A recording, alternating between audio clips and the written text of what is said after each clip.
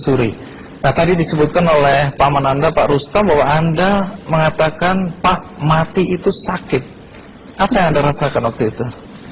Rasa dada sesak, terus sakitnya tuh seperti ditusuk pedang, terus seperti kulit binatang Dikuliti. hidup-hidup. Sakit sekali waktu itu Sakit rasanya. sekali. Terus di dada saya terasa sesak. Setelah itu paman saya mengajar saya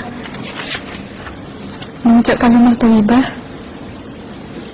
terus mengucap dua kalimat syahadat, asyhadu an la ilaha illallah wa asyhadu anna muhammadar rasulullah. Apa betul waktu roh Anda itu dicabut dari kaki itu, Ya. Anda bisa melihat jasad Anda? Sempat saya melihat jasad saya pada waktu itu, tapi sebentar. Setelah itu saya dibawa pergi oleh dua orang malaikat ini. Dan pada waktu itu saya ingin ketemu sama ayah saya. Kebetulan ayah saya sudah meninggal. Dan suatu ayah saya meninggal, dia berusia 55 tahun. Setelah saya ketemu di sana, dia tuh berusia muda. Kok muda? Berusia 17 sampai 20 saya perkira. Anda sempat ngobrol dengan ayah? Sempat. Apa yang Anda sampaikan? Waktu itu ayah nangis. Ayah saya bilang, kenapa kamu kesini nak? Pulanglah. Di rumah tidak ada orang. Kasihan lihat ibumu dan adik-adikmu. Tidak ayah, janjiku sama Allah sudah sampai. Dan pada waktu itu ayah saya menangis. Lalu apa yang dia ucapkan? Diam aja dia. Terus hilang. Kembali ke malaikat tadi, bentuk yang Anda lihat seperti apa malaikat ini? Dia ini laki-laki, tapi mukanya sama semua. Berapa malaikat?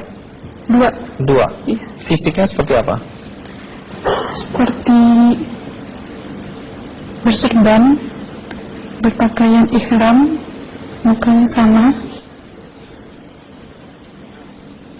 Wajahnya seperti apa? Wajahnya sulit saya gambarkan. Yang jelas dia ini sama, dua-dua itu sama rupanya. Apakah ada ucapan dari dua sosok yang Anda anggap malaikat itu? Ada. Apa kata mereka? Waktu itu saya mengalami perjalanan spiritual. Saya disoal oleh malaikat itu dengan sebutan ma ayyutuka, siapa Tuhanmu? Tanya. Waktu itu ruh saya menjawab, Tuhanku adalah Allah. Siapa pemimpinmu? Pemimpinku adalah Nabi Muhammad Sallallahu Alaihi Wasallam. Mana kiblatmu? Kiblatku adalah Ka'bah. Siapa kedua orang tuamu?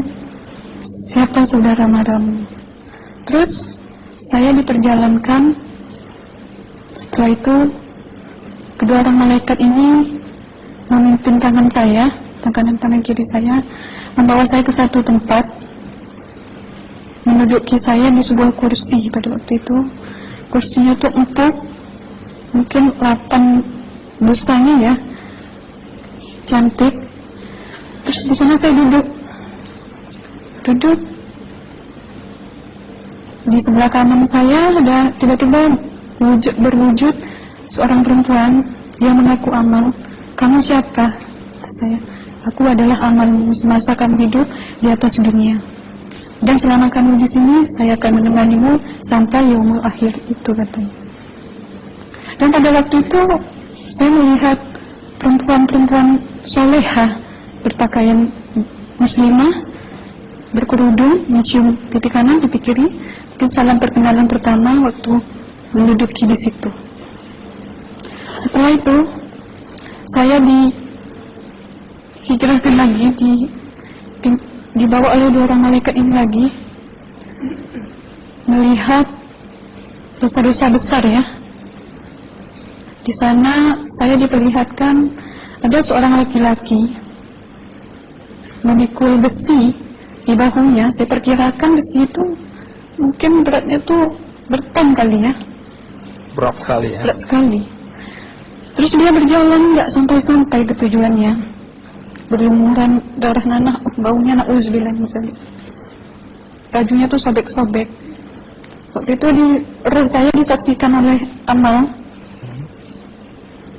Saya tanya kepada Amal, roh tanya sama Amal, wahai Amalku, dosa apakah yang manusia ini lakukan sewaktu ia hidup di atas dunia?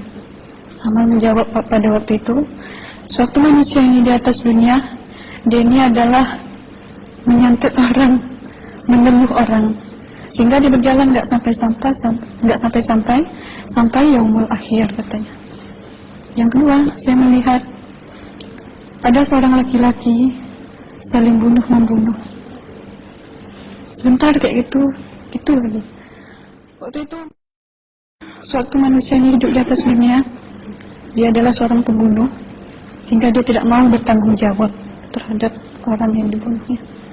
Terus yang ketiga, saya melihat ada seorang laki-laki dihujam kemaluannya pakai besi panas, timah panas itu ya, hingga menembus. Waktu itu roh bilang sama Amal, wahai Amalku, dosa apakah yang manusia ini hidup di atas dunia? Amal waktu itu menjawab, suatu manusia ini hidup di atas dunia, manusia ini adalah seorang perzina. Setelah itu saya melihat ada seorang laki-laki disebati oleh rotan. Rotan itu menyebati kulitnya tuh hingga lepas daging sama kulitnya. Itu yang mau menjawab, suatu manusia yang hidup di atas dunia, dia ini tidak pernah sholat Islam, hingga waktu matinya pun dia tidak mengucap 2 kali syahadat. Dan pada waktu itu roh sama Amal sempat